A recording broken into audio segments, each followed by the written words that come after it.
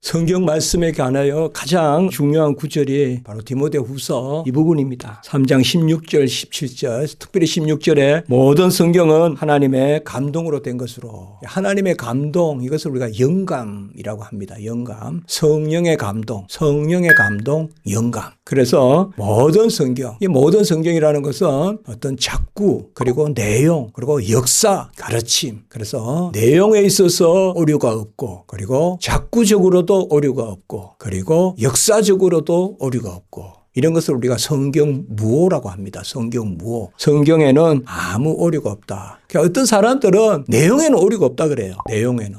그런데 역사에는 조금 오류가 있다. 가르침에는 오류가 없는데 역사에는 오류가 있다. 이런 사람들이 많아요. 그런 사람들 우리가 특별히 역사 비평이라 그래요. 그래서 창세는 역사 아니다 그러고, 출애굽기 역사 아니라 그러고, 그리고 부활 역사 아니라 그러고, 어떤 사람은 십자가도 역사 아니라 그런 사람도 있어요. 십자가도 역사 아니다. 이제 그 아니죠. 성경은 창세기부터 요한계시록까지가 전부 다 가르침만, 산상복음의 좋은 가르침만, 교훈만 무호한 것이 아니라 역사적으로도 무호하고, 또 어떤 사람은 역사까지도 믿는데 그러나 자꾸 그대로 다 오류가 없지는 않다. 어떤 작구는 기록하는 가운데서 마태, 마가, 누가복음 특별히 봐라. 같은 내용인데 서로 좀 다르게 쓰고, 그런 것은 서로 앞뒤가 안 맞는 거 아니냐. 또 그렇게 이야기하면서 작구적으로는 오류가 없지 않다. 그러니까 오류가 있다. 이렇게 또 말하는 사람들이 있어요.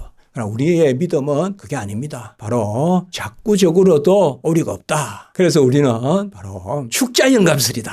신학교 가면 우리 총진대학교는 1학년 1학기 때 제일 먼저 이야기하는 게 바로 축자영감설이다. 그러니까 축이란 말은 딸을 축자라고 해요. 한자로요. 딸을 축이라고 하고, 옛날에 요새도 그렇게 읽는지 모르겠는데 딸을 수라고도 읽을 수 있다. 그래서 어떤 분은 숫자 영감설이라고도 했어요. 딸을 축자, 딸을 숫자 이렇게 해서 딸을 축자, 딸을 숫자. 한자는 같은 단어인데 보통 한자가 보면 하나가 두 개씩 읽히는 게 있잖아요. 근데 축이 맞습니다. 그래서 축자, 작구의 딸은 영감이란 뜻이에요. 그게 축자 영감설이에요. 그 축자 영감설은 또 전적 영감설이에요. 그래서 작구대로 말씀이 영감되고 전적으로, 그러니까 모든 말씀이 성령의 감동이라 된다. 그게 바로 오늘 16절의 전적 영감이란 말이에요. 모든 성경은 하나님의 감동으로 된 것으로.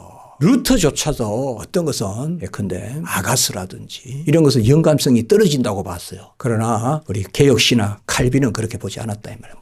모든 성경은 다 하나님의 감동으로 된 것이다. 우리가 디모데 전서 후서 혹은 디도서 이런 것을 목회서신이라고도 합니다. 목회서신이라고 하니까 주로 목회하는 데 도움이 되는 집사 세우고 장로 세우고 그다음에 구제를 어떻게 하고 주로 이런 부분에 내용이 많다. 또 성도의 교인으로서의 경건한 삶, 경건 물론 그런 내용이 많이 있습니다만은 가장 중요한 주제는 역시 예수 그리스도입니다. 예수 그리스도. 디모데 전서 후서 디도서 다 예수님을 바로 가르치라는 거예요. 목회라는 것이. 그게 목회라는 거예요. 그런데 예수님을 어떻게 바로 가르치냐. 그 말씀 가운데 오늘 말씀이 나오는 거예요. 오늘 15절의 말씀에 보면 네가 어려서부터 성경을 알았느니, 그러니까 디모데가 어릴 때부터 성경을 알았어요. 그래서 제1차 전도 여행 때 루스드라 그 지역에 전도하러 갔고 그 지역에 복음이 떨어졌단 말이야. 그래서 유니게 로이스 어머니 또 에조모 그 신앙 가운데서 디모데가 성장했단 말이에요. 그래서 2차 전도 때는 디모데를 데려간단 말이에요. 그래서 어릴 때 하나님의 말씀의 성경을 알았어요.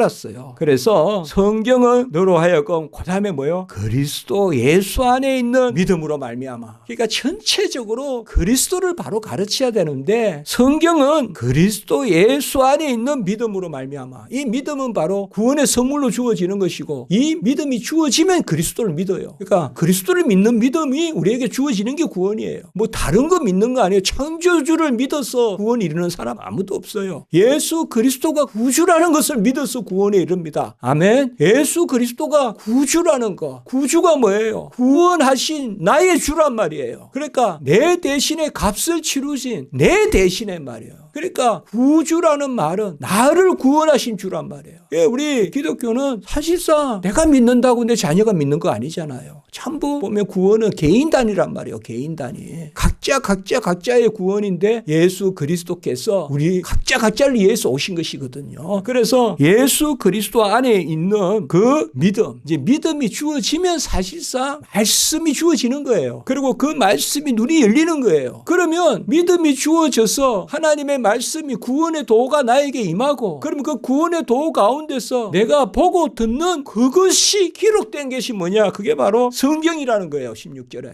그러니까 우리가 구원을 받았는데 나 예수 믿는데 어떻게 살아요? 보혜사 성령을 받았어, 구원을 받았어, 예수님을 주라고 하고 찬송하는데 그러면 어떻게 살아야 되고, 예수님은 누구고, 그 빼부산에 가서 기도해가지고 또 어젯밤에 기도했더니 예수님이 이런 분이라 그러고, 또 기도했더니 이렇게 살아라 그러다 그러고, 기도했더니 뭐 내일은 저거 하라 그런다 그러고, 그렇게 살 거냐 이 말이에요. 바로 예수 그리스도를 영접하는 주 예수 그리스도 안에 있는 믿음이라는 것은 바로 믿어서 예수 그리스도를 영접하면 예수 그리스도를 알게 되고, 예수 그리스도를 아는 그 모든 우리에게 공급하시는, 우리에게 부여하시는 지식의 기록이 성경이다 이 말이에요.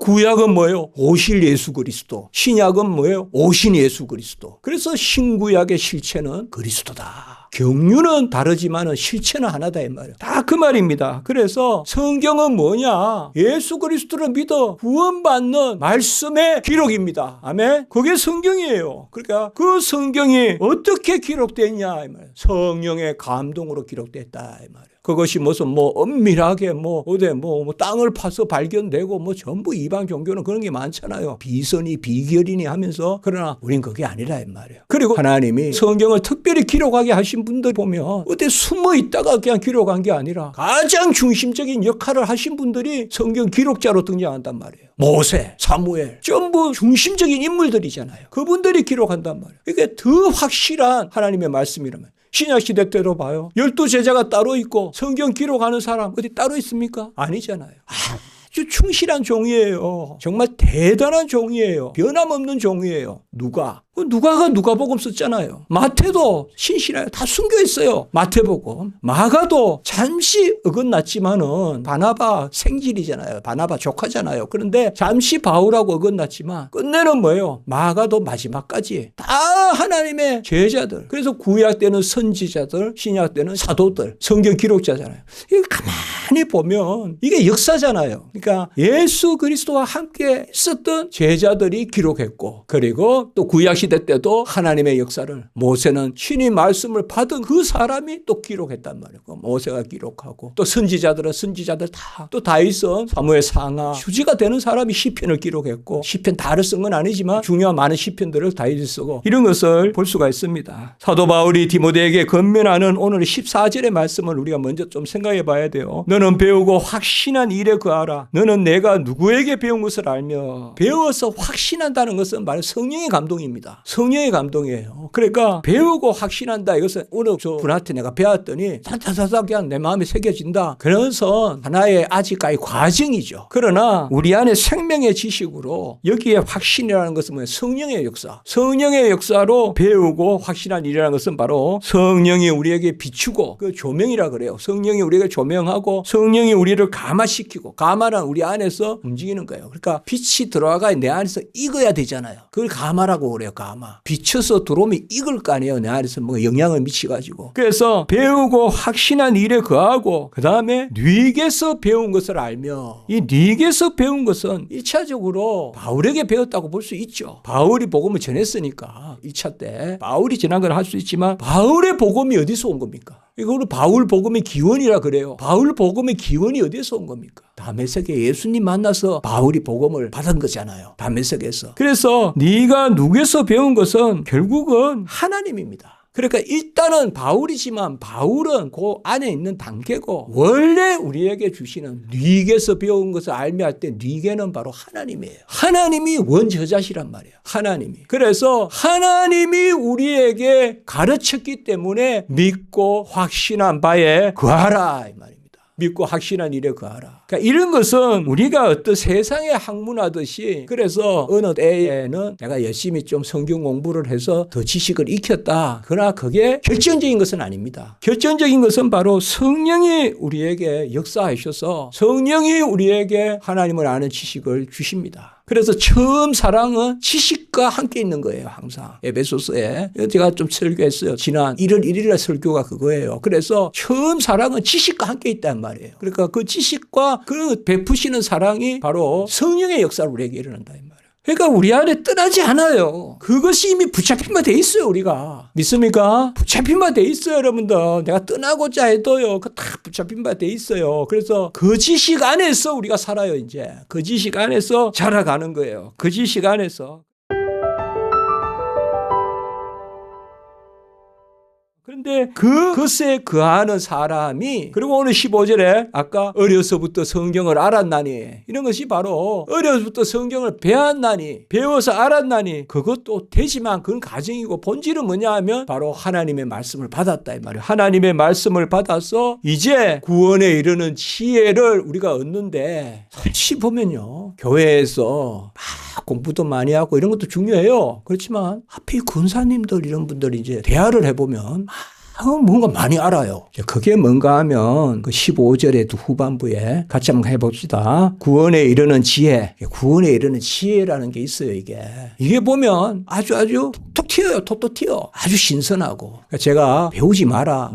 성경 공부하지 마라. 그게 아니에요. 그게 아니라 본질을 이야기하는 거예요. 지금 본질은 바로 하나님이 우리에게 알게 하시고, 그래서 성경을 알았나니 그 예수 그리스도 안에 있는 지식, 지혜, 그것을 우리에게 있게 했다 이 말이에요. 있게 하느니라 이 말 다 은혜란 말이에요. 그래서 우리에게 있게 하는데, 그러면 그 지식이 어떻게 이제 우리 가운데 서술되느냐 이 말이에요. 사실 여러분 성경이 없으면 우리가 어떻게 신앙생활 할 거예요? 아마 성경이 없다고 한번 생각해보세요. 이런 거 가정할 수가 없지만, 그러면 우리가 어떻게 매일 모여서 그냥 박수치고, 매일 모여서 그냥 아멘 아멘 하고, 매일 모여서 앞에 나와서 간증시키고, 성경이 있으니까 성경을 구석에 놔두는 거야. 오히려 거꾸로 한번 생각해 보라고요. 얼마나 한숨이 납니까? 그게 신앙생활이겠습니까? 성경이 있는데 그렇게 신앙생활 하면 되겠어요? 성경이 있는데 그렇게 신앙생활 하면 되겠냐고요.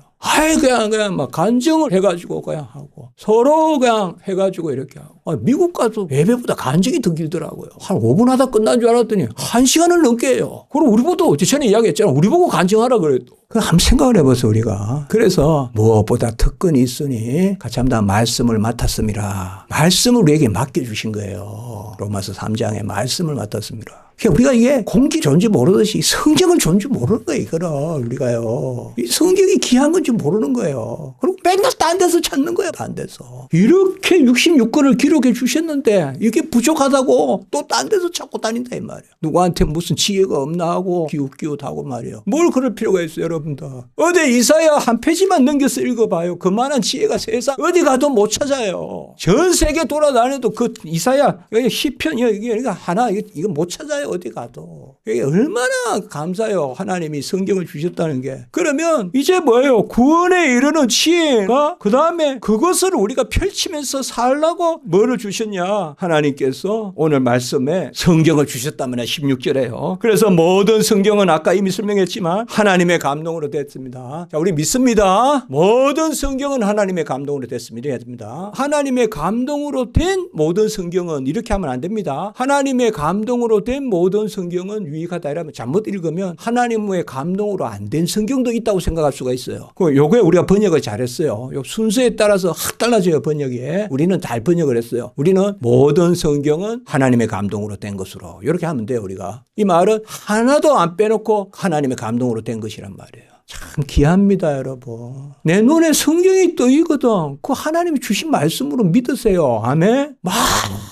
암중에 그냥 들려주세요 하지 말고, 내 눈앞에 뜨면 살아계신 하나님이 지금 내 눈으로 보게 하세요. 그리고 그게 나에게 주신 말씀인 줄 알면 돼요. 저는 설교할 때도 간혹 그럴 때 있어요. 다 못 찾아요. 그러면 또 그럴 때 그거 살면, 하나님 마치 그 말씀 준비해 그 자리에 놔두신 같이 다 있어요. 그걸 믿어야 돼요, 우리는요. 살아계신 하나님을 믿어야 돼요. 아멘? 살아계신 하나님이 지금 살아계시니까 성경이 살아있는 거예요. 내가 성경 읽을 때 하나님이 살아계시니까 성경이 성경이 살아있는 거예요. 성경에 이 문자가 살아있다 그러면 안 돼요. 그거는 부적같이 돼요. 성경에 이 종이가 살아있는 게 아니에요. 하나님이 살아계시는데 내가 읽을 때 살아계신 하나님이 지금 그 말씀을 가지고 나에게 그 말씀을 읽게 하니까 항상 신앙생활 할 때는 살아계신 하나님을 전제해야 돼요. 살아계신 하나님. 그래서 성경이 영감이 됐다 이 말이에요. 그래서 기록에도 영감이 되고 그리고 내용에도 영감이 되고 그런 것을 우리가 계시 구술의 영감이라고도 하고 계시 기록의 영감이라고도 해요. 좀 전문적인 그거지만 계시 구술은 뭔가 하면 계시는 하나님의 지식이거든요. 성경에 기록된 말씀을 하나님이 알려주시는데 그 알려주시는 내용이 성령으로 감동으로 된 것이란 말이에요. 그래서 사무엘이 떠오르는 걸 쓴 게 아니라 하나님이 쓸 내용을 알려주셨다 이 말이에요. 그걸 계시 구술의 영감이라 그래요.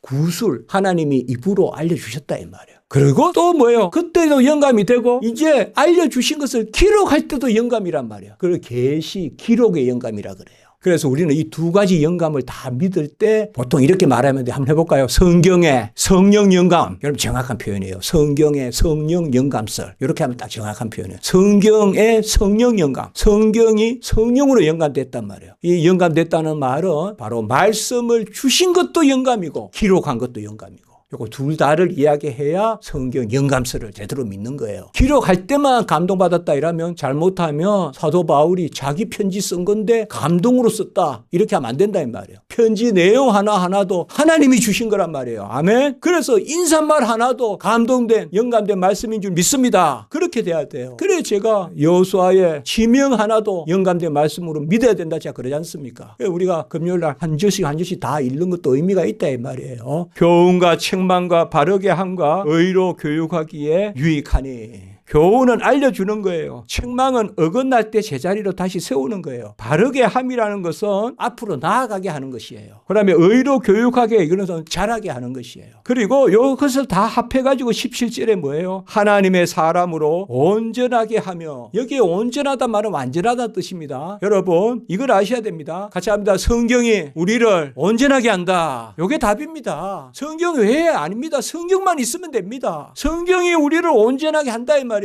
다른 거 더 필요 없어요. 어느 누가 깨달았다 해가지고 막 이거 하나만 보면 다 아닙니다. 우리는 성경은요 창세기부터 계시록까지 다 중요하다고 이야기해야 그게 제대로 된 사람이에요. 뭘 하나 가지고 깨뚫어 본다는 건 다 틀린 이야기예요. 그거는 깨뚫어 보는 게 어디 있어요? 성경은 다 같이 봐야 돼요. 다 같이.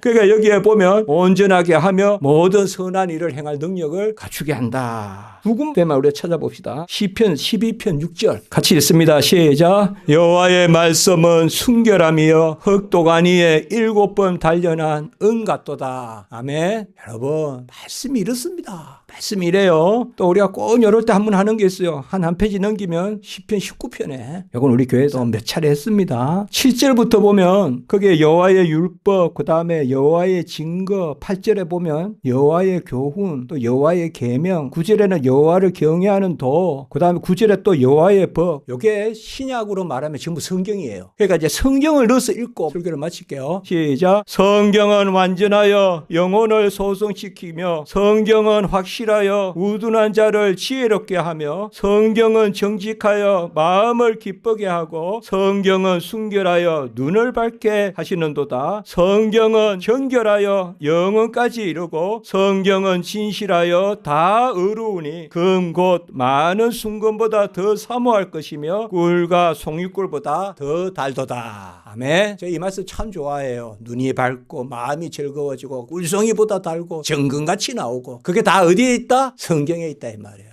그러니까 여러분 성경 너무 부담스러워하지 마세요. 편하게 특별히 주일 설교할 때 그럴 때 본문도 읽고 이제 그렇게 하시고 오늘같이 10편 19편 나오면 이기에 19편 한번 다 읽어보자 또 이렇게도 하는 것도 좋고요. 기도드립니다. 거룩하고 자비로우신 하나님 아버지 우리의 성령 주셔서 또 아버지여 구원의 지혜를 얻게 하시고 그 구원의 지혜 가운데서 우리가 성경에 또 기록된 말씀을 우리에게 맡겨서서 그 말씀을 통하여서 교훈과 책망과 바르게 함과 의로 교육함 각 사람 사람을 온전케 하려 함이라. 온전케 하는 그 도에 거하게 하시니 참으로 감사합니다. 아버지여, 정결하며 참 잘 구원한 이한 우리 성경의 말씀을 우리가 날마다 새기게 하시고 말씀에서 자라가는 저희들 되게 해 주시옵소서. 예수님의 이름으로 기도드리옵나이다. 아멘.